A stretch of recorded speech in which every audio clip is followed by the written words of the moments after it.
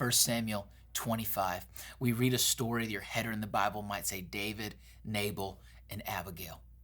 The Bible tells us in the beginning of the chapter that the prophet Samuel had died, and all Israel assembled and mourned for him. They buried him at his home in Ramah, and David moved into the desert of Paran. A certain man in Maon, who had property there at Carmel, was very wealthy. He had 1,000 goats and 3,000 sheep, which he was shearing in Carmel. His name was Nabal, and his wife's name was Abigail. The Bible will tell us that she was an intelligent and beautiful woman, but her husband was a crook. It says that he was surly and mean in his dealings. He was a Calebite. While David was in the wilderness, he heard that Nabal was shearing sheep. So he sent 10 young men and said to them, "Go up to Nabal at Carmel and greet him in my name. Say to him, 'Long life to you, good health to you and your household, and good health to all that is yours.'" Verse 7. "Now I hear that it is sheep shearing time. When your shepherds were with us, we did not mistreat them, and the whole time they were at Carmel, nothing of theirs was missing. Ask your own servants, and they will tell you. Therefore be favorable toward my men, since we come at a festive time. Please give your servants and your son David whatever you can find for them." When David's men arrived, they gave Nabal this message in David's name, and they waited. Verse 10. Remember, he's a surly and mean guy. Nabal answered David's servants, "Who is this David? Who is the son of Jesse?" Many servants are breaking away from their masters these days. "Why should I take bread and water and the meat I've slaughtered from my shears and give it to the men coming from who knows where?" Basically, he accused David of being a runaway slave and being a rebellious man, and he basically accuses David of being a crook. Probably not too smart. David's men turned around and went back. When they arrived, they reported every word. David said to his men, "Each of you strap on your sword." So they did, and David strapped his on as well. About 400 men went up with David, while 200 stayed with the supplies. One of the servants told Abigail, Nabal's wife, "David sent messengers from the wilderness to give our master his greetings, but he hurled insults at them. Yet these men were very good to us. They did not mistreat us, and the whole time we were out in the fields, near them nothing was missing. Night and day they were a wall around us the whole time we were herding our sheep near them. Now think it over and see what you can do, because disaster is hanging over our master and his whole household. He is such a wicked man that no one can talk to him." So the servants go to Nabal's wife because they know that Nabal's such a bad guy. He won't listen to anyone. He's hard-headed. He's stubborn. He's wronging people, and he's about to bring wrong and pain into his own life. So it says in verse 18 that Abigail acted quickly. I love this. She acts quickly. She moves with haste. She's a woman who, it says, she's not only beautiful, but she's intelligent. She has a strategic mind. So she begins to move, and she takes a peace offering to David and to his men. She takes 200 loaves of bread, 2 skins of wine, 5 dressed sheep, 5 seahs of roasted grain, and 100 cakes of raisin, and 200 cakes of pressed figs, and loaded them on the donkeys. She told the servants, "Go ahead, I'll follow you." But she did not tell her husband, Nabal. As she came riding her donkey into a mountain ravine, there were David and his men descending toward her, and she met them. David had just said, verse 21, "It's been useless, all my watching over this fellow's property in the wilderness so that nothing of his was missing. He has paid me back evil for good. May God deal with David, be it ever so severely, if by morning I leave alive one male of all who belong to him." Okay, so David's so angry, he's coming to wipe out everyone. Because of the insults of one man, he's coming to kill everyone.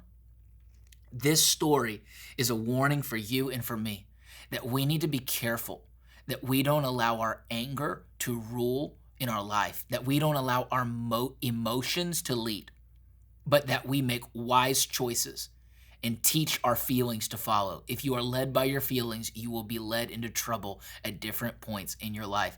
David is about to do something unwise. Verse 23, when Abigail saw David, she quickly got off her donkey and bowed before David with her face to the ground. She fell at his feet and said, "Pardon your servant, my lord, and let me speak to you and hear what your servant has to say. Please pay no attention, my lord, to that wicked man Nabal. He is just like his name, which means fool, and folly goes with him. And as for me, your servant, I did not see the men my lord sent. And now, my lord, as surely as the Lord lives, and as you live, since the Lord has kept you from bloodshed and from avenging yourself with your own hands." Interesting choice of phrase. She says, God is using me to keep you from doing something that would be harmful to your future, David.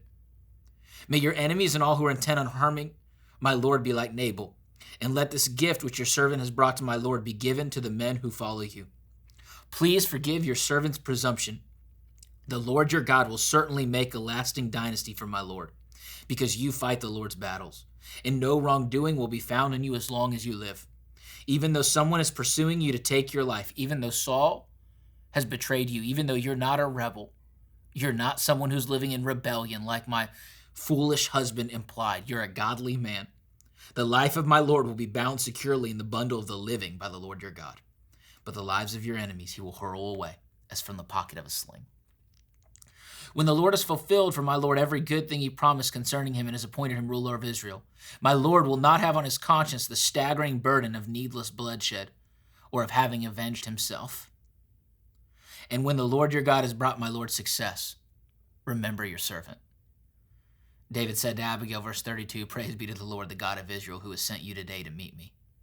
May you be blessed for your good judgment and for keeping me from bloodshed this day and from avenging myself with my own hands. Otherwise, as surely as the Lord, the God of Israel, lives, who has kept me from harming you, if you had not come quickly to meet me, not one male belonging to Nabal would have been left alive by daybreak. Then David accepted from her hand what she had brought him and said, Go home in peace. I have heard your words and granted your request. When Abigail went to Nabal, he was in the house holding a banquet like that of a king. He was in high spirits and very drunk. So she told him nothing at all until daybreak. Then in the morning, when Nabal was sober, his wife told him all these things, and his heart failed him, and he became like a stone. About 10 days later, the Lord struck Nabal, and he died. When David heard that Nabal was dead, he said, Praise be to the Lord, who has upheld my cause against Nabal for treating me with contempt. He has kept his servant from doing wrong and has brought Nabal's wrongdoing on his own head. Then David sent word to Abigail, asking her to become his wife. His servants went to Carmel and said to Abigail, David has sent us to you to take you to become his wife. She bowed down with her face to the ground and said, I am your servant and ready to serve you and wash the feet of my Lord's servants. Abigail quickly got on a donkey and, attended by her 5 female servants, went with David's messengers and became his wife. David had also married Ahinoam of Jezreel, and they both were his wives. But Saul had given his daughter Michal, the one that he had given to him after he had defeated Goliath, David's wife, to Paltiel, son of Laish, who was from Gilead. So God uses this strategic and wise woman, Abigail, to protect David. The practical application for you and for me is twofold. One, there are people that God will use to speak truth into our life, and in the moment we might not want to hear it, but we need to hear it. And sometimes it's not just through the word, or it's not just the Holy Spirit speaking to you and me in our prayer time. Sometimes it's people that the Holy Spirit has positioned in our lives that will rebuke us or correct us or coach us or challenge us, whatever phrase you want to use. At the end of the day, it's all the same thing. There are people that God uses to speak to us. At the same time, there are situations in our life where God might use us like Abigail. We might be around people who are making foolish or unwise decisions. In those moments, I pray that God would give us wisdom, that we would use the resources that we have and the wisdom that we have to bring about peace with others around us. We're to seek and pursue peace with others around us. We're not to be in conflict. We're not to be at war with one another, but we're to seek peace with all men. The Lord is watching. The Lord is at hand. Be blessed today.